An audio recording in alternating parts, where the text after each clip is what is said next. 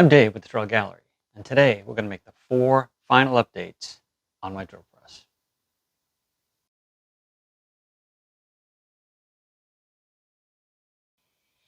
I didn't set out to make a series of videos on the drill press, it just kind of happened. The tips we're going to cover today could have easily been squeezed into the 2 previous videos I shot had I thought about it at the time. Those videos were the drill press stand and the drill press table, and I'll link those below. But for now, let's jump in and see what I forgot to add earlier and decided I'd share with you guys anyways. In the build video, I left the table just secured to the drill press table with a couple of keys underneath.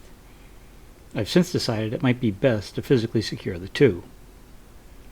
I grabbed a couple of number 8 by 1¼ inch washer head screws and 2 number 8 fender washers to hold things together.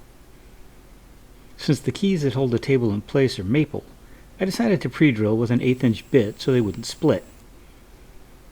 Then I drove the screws through the washers, into the keys, and up into the table. And luckily they didn't penetrate the top. The table is much more stable now. The second update came from my son, who mentioned that I could have added one more piece of T-track to the back of the drill press fence, and I could store my stop lock there when I wasn't using it. He's always been really good about tweaking my designs. After the fact. I started with a piece of leftover track and marked it to the right height of my fence. Since there were no mounting holes in that section of track, I drilled 2 holes at the drill press, using my new table and fence. I drilled from the back only because it was easier to lay out the marks there. I wanted to countersink the holes on the inside of the track, but my countersink was too large to fit. I swapped that out for a large twist bit and used that instead. I didn't have to move the fence since it was already set for the center of the track. And just make sure you don't drill too deeply or the screws will go all the way through. I took my track over to the miter saw to cut it to length. Aluminum is easy to cut with most woodworking tools, just go slowly. Since this was a small piece, I used a clamp to hold the track in place and I could safely cut it to length. The last thing to do here was remove any burrs with a file. Now we could determine where the block could live without interfering with the lock knobs and still be easy to slip in and out. Then I used a self-centering Vicks bit to drill the bottom hole. I fastened the track in place with a number 6 by 1/2 inch screw, checked the track for square, and then drilled and drove the second screw. Now the stop lock has a permanent place to live where it's handy and won't get misplaced. I've updated the plans for the table that are available on my website to include mounting this track in a dado on the back. Since my fence is already assembled, I had to go with face mounting it. The next tip is one I know I just glanced over. I've had this built into my table for so long I kind of forget about it. It's a quick and easy storage solution for the chuck key. My stand top overhangs the cabinet by 1.5 inches, and that's more than enough space to drill a hole into the top to hold the chuck key. The hole is oversized for the shaft of the key, so it drops in easily and slides out without binding. I've seen other solutions with magnets or strings, but I like the simplicity of this solution, and I always know where my chuck key is. The final tip, or at least I think it's the final tip, is the one that may actually be particular to my drill press, but it drives me nuts. If I set my table height and fence location to drill a hole, but then I have to adjust the height of the table for the next bit, my table can spin and then I have to reset the fence. My first thought was to tighten the locking ring that holds the rack or the elevation mechanism. And while that helped a little, the table still swung with minimal effort. And while I know it's supposed to do that, I really don't want it to do that most of the time. So why not try something a little sketchy? I'm going to mount a locking screw through the rack into the column.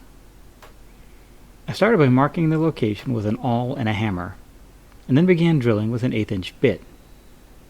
I set the speed low and used oil to help dissipate the heat. And to my real metalworking friends, please don't freak out. I know it would be better to use cutting oil and drill the pieces separately, but hey, I'm a woodworker and I don't want to take this thing apart. After the first bit went through both pieces, I switched out for a slightly larger bit, then another, and another, until I ended up making the final hole with a number 7 bit. This is the correct diameter for a 1/4-20 tap, and I have a set that came with the correct bits for each tap. If you don't have a numbered bit, using a 3/32 bit is pretty close. Now I could use my tap to thread the hole. Again, I used oil to dissipate the heat and work through the metal slowly, backing the tap out frequently. And I've seen people do this by chucking the tap into a drill, but I'm not comfortable with that. I've broken taps before, and they're no fun to try and remove. One last step that, again, would be better done separately is to drill a clearance hole through the rack. I used blue tape to mark the depth of the rack, so I would drill through that and not into the column. After drilling that hole, I took one last pass with the tap just to clean things up. Now I could use a small 1/4-20 thumb screw that I dug out of my jig box and secured the rack to the column. Now I can adjust the table height, and the table remains in the same location. These are just a couple of adjustments that make working with my drill press more convenient. The table is more secure. I always know where my chuck key and stop block are, and there's no more digging around in the drawers trying to locate them. And that pivoting table thing, that's been driving me nuts for 25 years, so I finally got around to fixing that. I'd love to hear your thoughts on this video. Was there something I could have done differently, better, smarter? Drop them in the comments below. I look forward to hearing from you. If you enjoyed this video, think about giving us a thumbs up and maybe share it with your friends. And if you haven't already, maybe hit that subscribe button and the little bell just so you get notified each time I put out a new video. I'm not sure what's coming up next, but I'm pretty sure it won't have anything to do with the drill press. So for now, have a great day, stay safe, and we'll see you soon. Take care.